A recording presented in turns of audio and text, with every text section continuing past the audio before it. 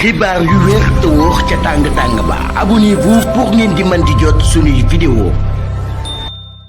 dal leen ak jàmm seen chaîne bi di Buzz 221 HD kii di docteur Babacar Diop da ko personnalité politique bu kenn doot présenté ci réew mi di Sénégal di maire bu Thiès am na akub jàppante bu daal di jaar ci diggante moom ak kii di Mamadou Diakhaté di maire bi nga xam ne moom mooy jiite commune bi ñu dippee Thiès Nord. coo loolee nu mu demee buñ sukkandikoo ci kii di docteur Babacar Diop ne ginnaaw ba président Macky Sall nekkee woon ci bopp réew mi te kii di Alioune Ndoye nekkoon ministre de la pêche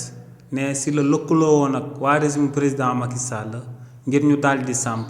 akub ngandam marché aux poissons ca Thiès Nord. nee nag site bi nga xam ne moom lañ daal di samp marché aux poissons boobee te muy ñasab daal di nekk ca Thiès Nord ne moom moo ko jëloon daal di koy jébbal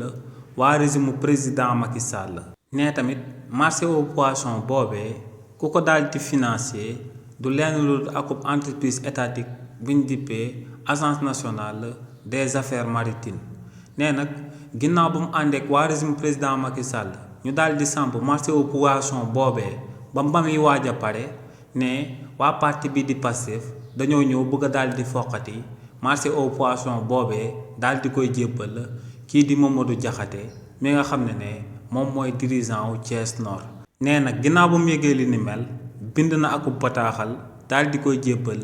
kii di Fatou Diouf mi nga xam ne moom mooy actuel ministre de la pêche ci réewu Sénégal waaye ne ba tey ba gannaaw suba kii di Fatou Diouf tontoogu ko.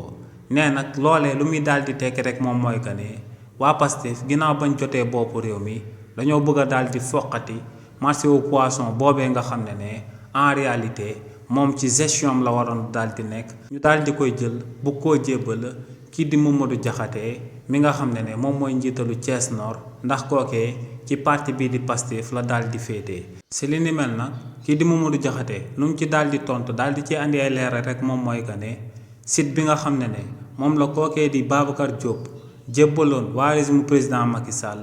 te muy jasab ne site boobee ci commune am la daal di bokk. donc ne kii di docteur Babacar Diop amul benn droit ñëw ne day diriger gestion marché boo xam ne moom ci propre commune am la daal di bokk. te ne lu leer ba am moom mooy que ne bépp infrastructure étatique bu daal di nekk ci commune am ne ci autorité am moom moomee di Mamadou Diakhaté si lay daal di nekk. donc ne lu leer ba am moom mooy que ne marché aux poissons boobee ñu daal di samp ci commune am moom moo war a daal di assurer gestion bi. kàddu yi ni mel la kii di Mamadou Diakhaté di akub leader ci parti bi di Pastef daal di nekk maire ca Thiès Nord la daal di yëkkati daal di koy tontoo kii di docteur Babacar Diop mi nga xam ne moom mooy maire bu Thiès Nord. xibaar yu wér te wóor ca tàng ba abonnez-vous pour ngeen di mën di jot suñuy vidéo.